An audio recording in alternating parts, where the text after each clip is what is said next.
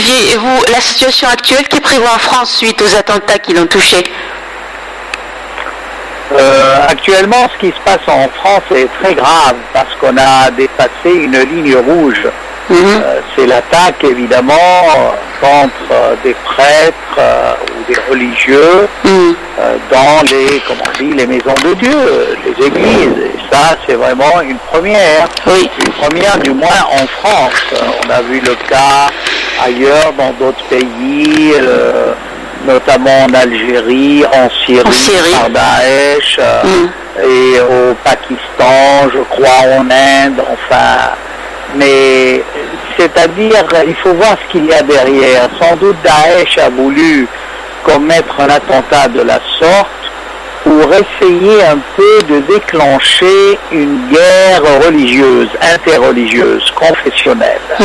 C'est-à-dire, sachant qu'il y a de 6 à 8 millions de musulmans en France, ce qui est considérable par rapport à la population globale, si il y a vraiment une zizanie qui est semée, il se peut fort bien que ça évolue vers des affrontements qui peuvent conduire à une véritable guerre civile. On n'en est pas encore là, heureusement.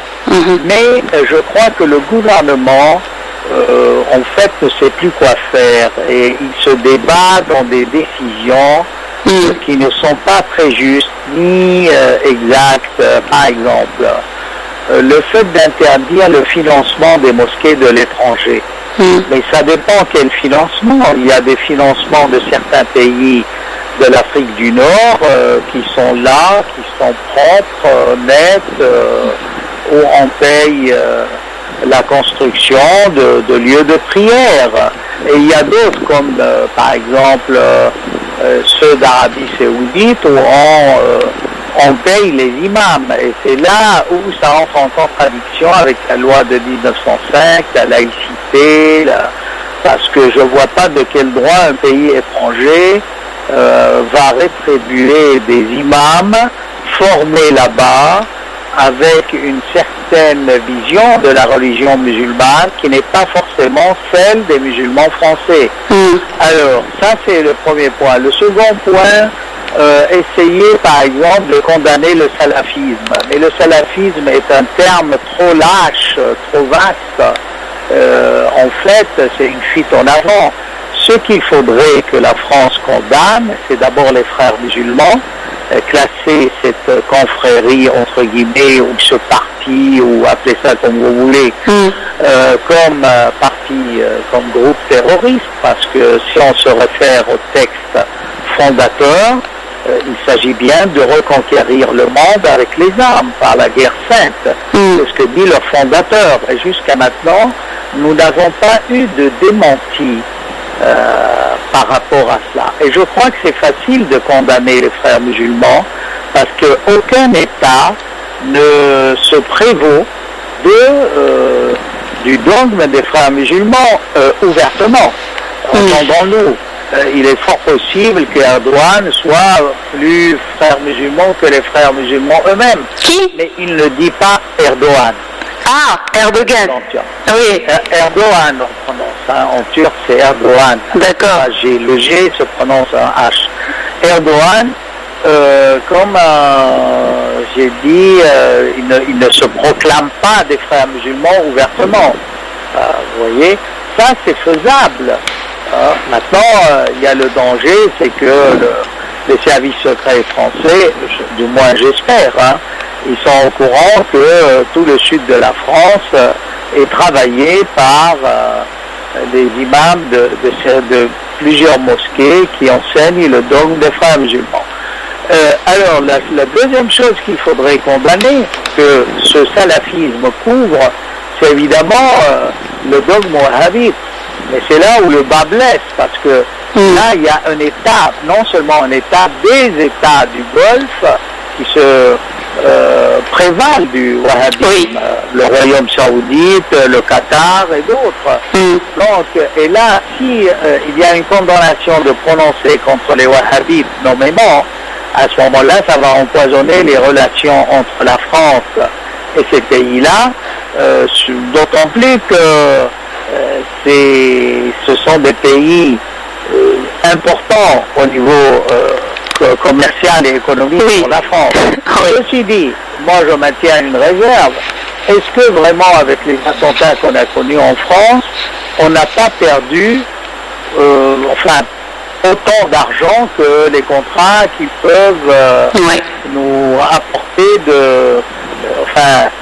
nous faire gagner avec ces pays-là? C'est à voir, hein, parce qu'à chaque attentat, le tourisme est frappé de plein fouet et il n'y a pas de tourisme en France et la dette est lourde avec tous ces attentats. Alors voilà en gros la situation. Maintenant, la formation des imams, il y a longtemps que moi je parle de la formation des imams, qu'il faut qu'il y ait quand même des imams nés en France, formés en France, à la laïcité. La laïcité n'entre pas en contradiction avec la religion, pas du tout, sans tomber dans le communautarisme.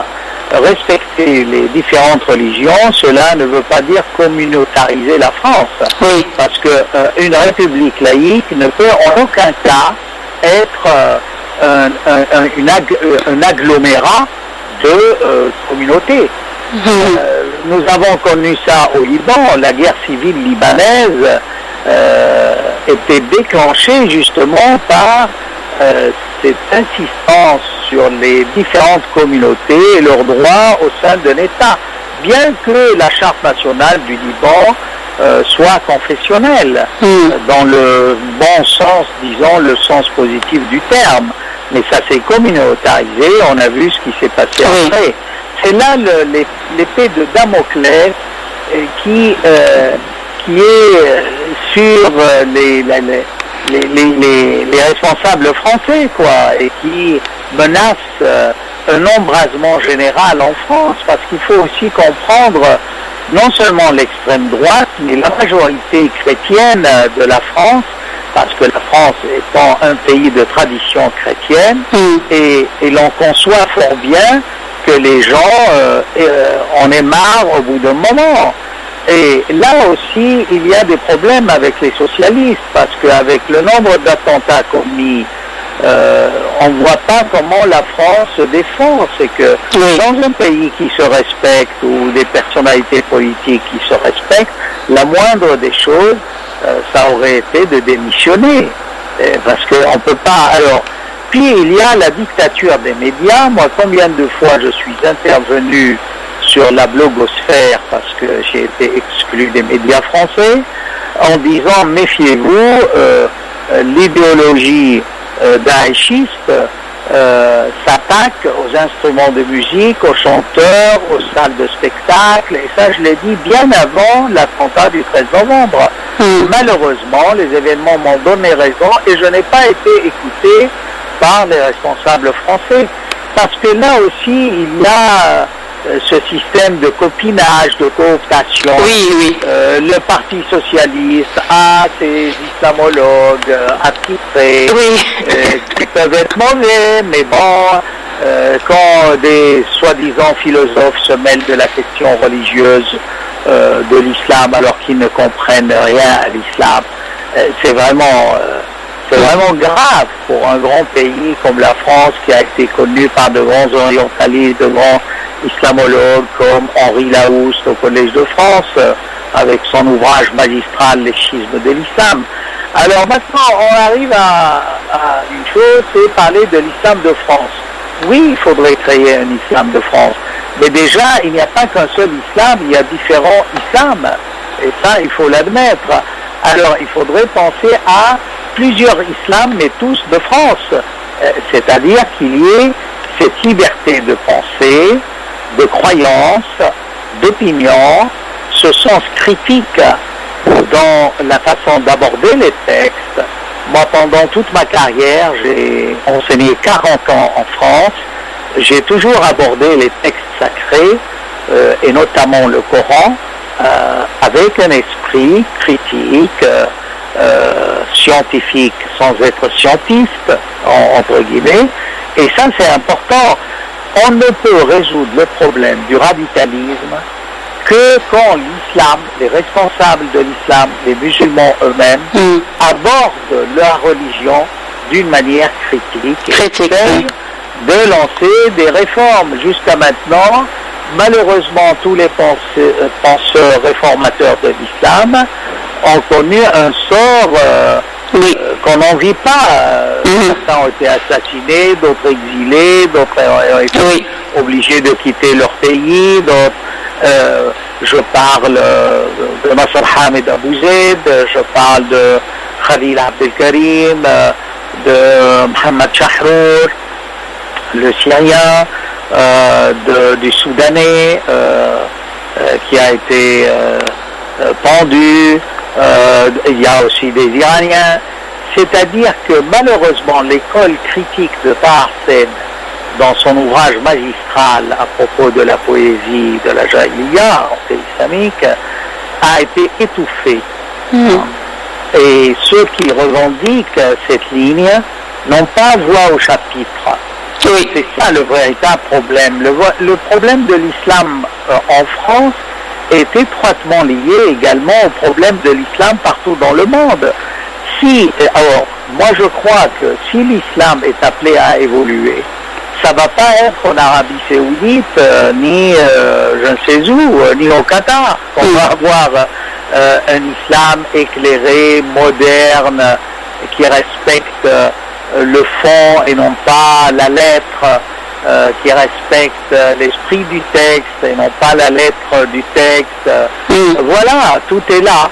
Malheureusement, ni le monde arabo-musulman n'est préparé à cette révolution critique des textes, ni la France elle-même, vu que les imams sur lesquels elle se fonde ou à qui elle fait appel sont bien loin de ce courant critique dans l'exégèse et la conception de la jurisprudence musulmane moderne, et puis la pauvreté dans les instituts scientifiques en France concernant tous les problèmes de l'islam. On ajoute à cela évidemment la dictature de la pensée où beaucoup de gens sont exclus pour des raisons politiques, parce qu'ils ne font pas partie de la chapelle, parce qu'ils ne font pas partie, ils n'ont pas leur carte d'adhérents à tel parti, de droite ou de gauche. C'est malheureux. C'est une France décadente. Une France décadente comme ça, je dirais, a du mal à lutter contre la vague islamiste qui la frappe. Pensez-vous, M. Tahan, qu'il y en aura d'autres? Tout dit là. Oui, je sais. Pensez-vous qu'il y en aura d'autres attentats, pas seulement en France, mais dans toute l'Europe? Sûrement, la solution, c'est de vraiment mettre au pas la Turquie. Tant que la Turquie est la plaque tournante du terrorisme islamique international, l'Europe va être frappée. Et tant que, ça c'est évident, hein. Et puis, c'est quand même un peu le retour du bâton. Ce sont les États-Unis avec l'aide des pétromonarchies qui ont créé Daesh, qui ont créé Ben Laden, Al-Nusra. Et ce qui est honteux, c'est que le gouvernement français veut faire passer des extrémistes pour des opposants modérés, rien que pour avoir raison qu'il faut déboulonner Assad. C'est pas une guerre qui concerne la grave erreur de la France dans ce dossier, et on paye maintenant les conséquences, c'est d'avoir reconnu l'opposition syrienne comme seul et unique représentant du peuple syrien. Écoutez, moi je suis syrien, je ne me sens pas du tout représenté par ces charlatans des hôtels 5 étoiles. Monsieur Tahan, l'islamophobie est exacerbée à cause de ces actes malheureusement commis au nom de l'islam, notamment par les déclarations d'une partie de la classe politique française. Comment vivent les musulmans cette situation en France Alors vous savez, la situation en France et des musulmans est très critique, c'est-à-dire c'est vrai qu'il y a de l'islamophobie, mais il y a par ailleurs des démonstrations communautaristes exagérées. Par exemple, je vous cite des exemples contre lesquels je m'élève, c'est pas normal.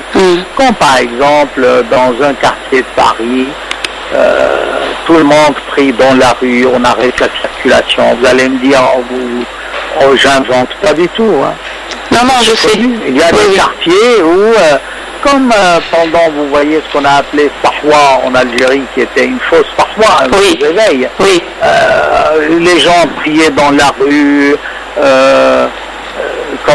c'était à qui mieux de faire de grandes démonstrations de prières et tout ça, mais c'est déplacé.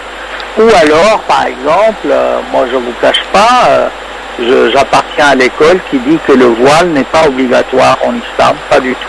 Moi aussi. Je suis de l'avis du conseiller Hachmaoui, égyptien, qui a répondu à l'époque au Cheikh Tantaoui, le Cheikh Al-Azhar, en lui montrant que ni le Coran, ni les hadiths, ni la tradition historique du vécu de l'islam n'impose le voile.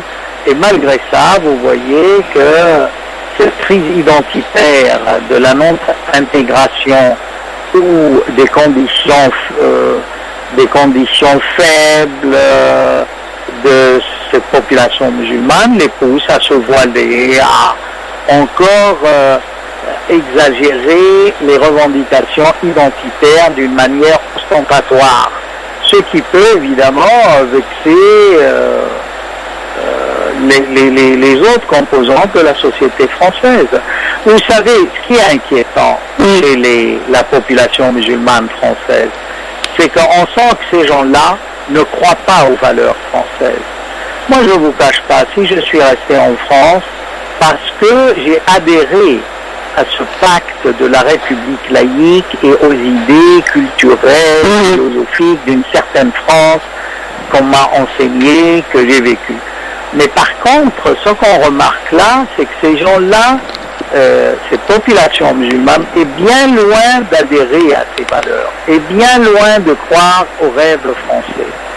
Non, au contraire, elle se referme sur elle-même, que ce soit dans les pratiques, dans l'aspect vestimentaire, dans l'isolement social, et c'est le meilleur terreau pour aller petit à petit vers un affrontement entre les différentes composantes de cette société française. C'est-à-dire qu'on voit bien que ces gens-là sont venus en France, mais n'adhèrent pas à l'idée de la France. C'est ça qui est le plus grave. Et c'est peut-être pas uniquement de leur faute, c'est aussi peut-être la faute du gouvernement français qui n'a pas fait beaucoup pour les intégrer et pour gérer ce dossier. Moi j'en parle depuis au moins 35 ans. Déjà en 89 dans le monde, je rappelais qu'il fallait laïciser l'enseignement de l'arabe et ne pas laisser ça aux associations sur lesquelles on n'avait aucun droit de regard. Parce que dans la majorité des cas, c'était pas des cours d'arabe, mais c'était des cours de radicalisation. Et ça, l'État n'a jamais pris au sérieux les signes avant-coureurs de ce qui allait se passer avant. Et les spécialistes qui en ont parlé, on les a tout de suite exclus en disant, voilà, ce sont des islamophobes. Mais pas du tout. Ce sont au contraire des gens qui sont soucieux de l'avenir des musulmans de France et qui tenaient un langage, comme dit Albert Camus, votre compatriote, je ne suis pas pessimiste, mais je suis lucide.